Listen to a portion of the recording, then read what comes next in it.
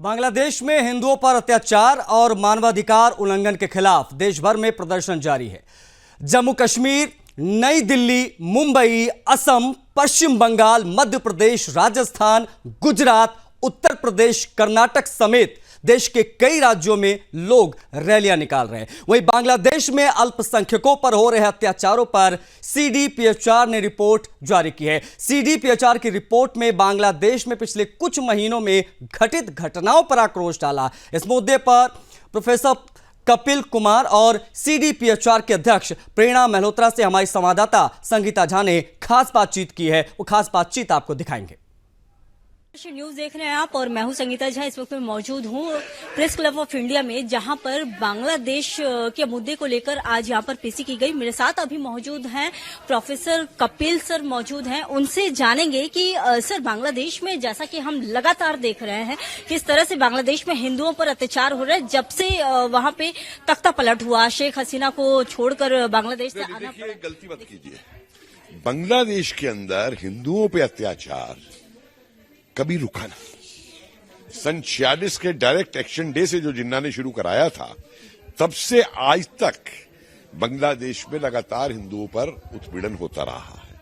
इसीलिए जो वहां पे 8 करोड़ कुछ होते थे, अब वो 1 करोड़ कुछ रह गए हैं पूरे। कहां गए वो 7 करोड़? और ये जो बात होती है कि सरकारों से बात करो, बात होती है, वो 2-1 महीने रुक जाते हैं, फिर शुरू हो जाते हैं। तो हसीना के काल में भी ये नहीं कि वहां पे हिंदुओं में उत्पीड़न नहीं हो रहा था, वो लगातार हो रहा है। और अगर हिंदू खड़ा नहीं होगा तो होता रहेगा।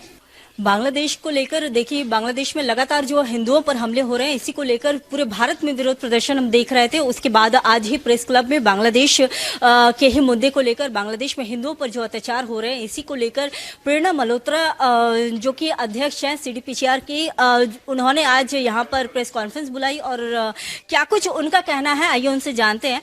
मैम, बांग्लादेश में जिस तरह से लगातार हम देख रहे थे कि हिंदुओं पर हमले हो रहे हैं और ये हमले रुके नहीं हैं, लगातार ही हो रहे हैं। आज भी जो है तस्वीरें वहां से आ रही हैं जो कि मंदिर तोड़ दिए गए हैं, कई ऐसी मूर्तियां हैं जिन्हें खंडित किया गया है। तो आप क्या कहेंगे?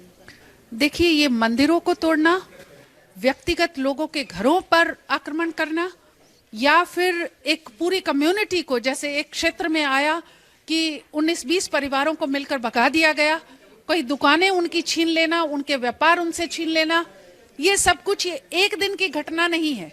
और यूं कहें तो 5 अगस्त के बाद से जो एक सिलसिला शुरू हुआ, वो थमने का नाम नहीं ले रहा है और ऐसी कोई उम्मीद भी नहीं दिख रही है, क्योंकि सरकार की मंशा बिल्कुल साफ तौर पर दिख रही है कि वो फंडामेंटलिस्ट के साथ है, इस्लामिस्ट के साथ है। जो सरकार अपने मंत्रालय में और अपने उनको जो इस तरह के आतंकवादी हैं, उनको जानबूझकर स्ट्रेटजी के तहत जेलों से रिहा करना, स्ट्रेटजी के तहत उनको सरकार में शामिल करना और ऊंचे पदों पर बिठाना, और दूसरी तरफ जो हिंदू आइडेंटिटी के लोग हैं, जैसे एक वाइस चांसलर से उसका रेजिग्नेशन ले लेना, या और लोगों को अपनी इंस्टीट्यूशनल पद जिन पर वो अपनी मेहनत से, अपनी योग्यता से कायम थे, उनको हटाना, तो एक ह्यूमन राइट्स का, मानवाधिकार का सरेआम उल्लंघन हो रहा है।